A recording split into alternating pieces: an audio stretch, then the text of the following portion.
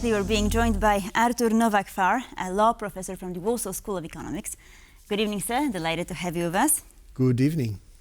So, Charles Michel, his visit, all good, but I mean, will something substantial follow? Is it just, all talk, or will something happen? Well, it is meant to follow because of the fact that he's the president of the European Council, and the European Council is now heading to, as I see it, a major overhaul of its vision of the European Union, which is, as we all know, necessitated by the fact that we have the war in Ukraine, and also there are some other global challenges to the European Union, and they have to do something about it and make very important decisions about that. Now, meanwhile, Donald Tusk used to be sitting in Jean Michel's position. It now seems that on certain issues, because he's back in Poland as the Premier, he is taking a kind of a volte-face. How do you think the two actually got on today? Well, they will manage to sort out all of the problems which may emerge because of the differences of the vista they have now. Mr. Tusk, Prime Minister Tusk, in his capacity as the head of the government here, and Charles Michel as the head of the European Council.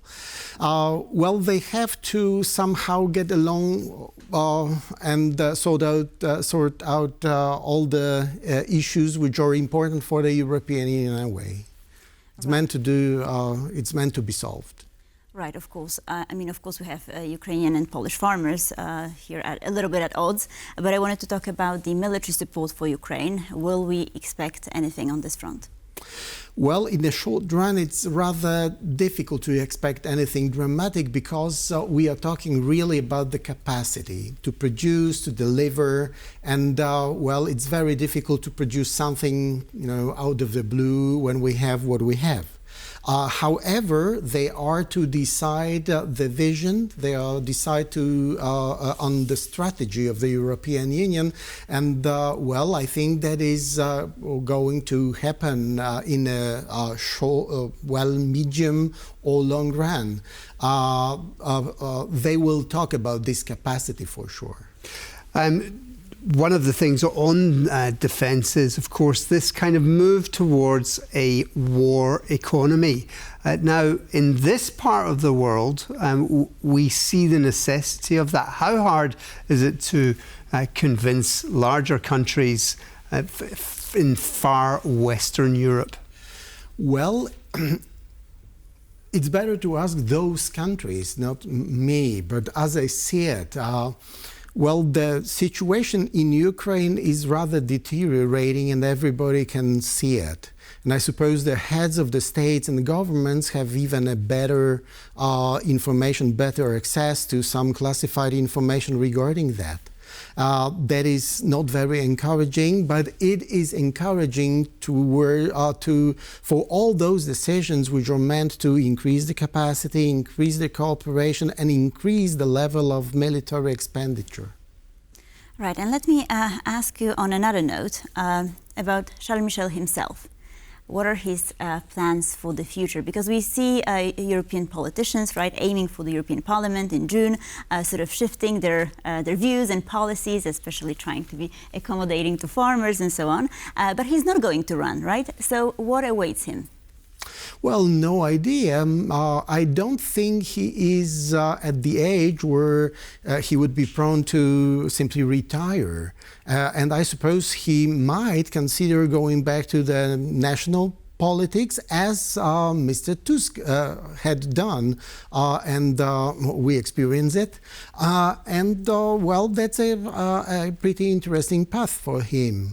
I don't think he is going to stay at the more exposed position in the European Union. Maybe he's, considering any other position in the outer space from the point of view of the European Union that is, he can opt for a position in the United Nations, for example. But, well, that's again a question which would be better answered by Charles Michel himself. Now, the UCO is coming up, the conference of the 27 leaders of the European Union countries. Now, they will also discuss migration. It was passed, the Migration Act was passed by the European Parliament today. Will it get through, bearing in mind some of the opposition to that? Well, Poland and strangely, in the present situation, also Hungary and Poland, they are rather against the major solution of that pact, of the legislative package.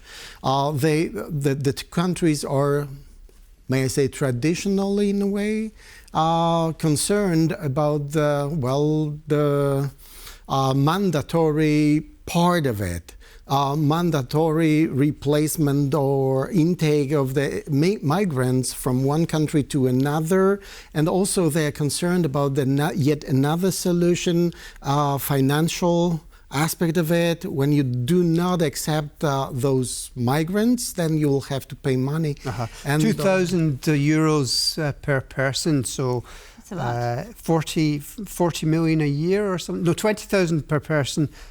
For 2,000 people, 40 million a year. It's not very much, really. Not very much, but it can be increased. That's the one of the important points. And another important point is that, at least for Poland, it is not a good solution because we have already accepted so many refugees. We're refugees from Ukraine, so it will have to be somehow counted or taken into account when you evaluate the situation, migration situation in the country, and also when you think about any solution for the European Union, how to sort those things out. But 2,000 people on one side per year and 180,000 people coming in legally from outside the EU, it's not a very big number. No.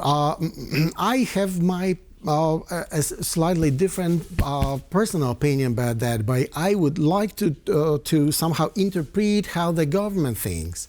And the government has all the right to think that, well, now it's rather soft. We are talking about very small numbers, or relatively small numbers. But once you accept such a solution, then, it would be easier to increase the burden up to a level where it's not that acceptable anymore. Artur Nowak-Far, thank you, sir, for being with us and for your insight. Thank you very much indeed.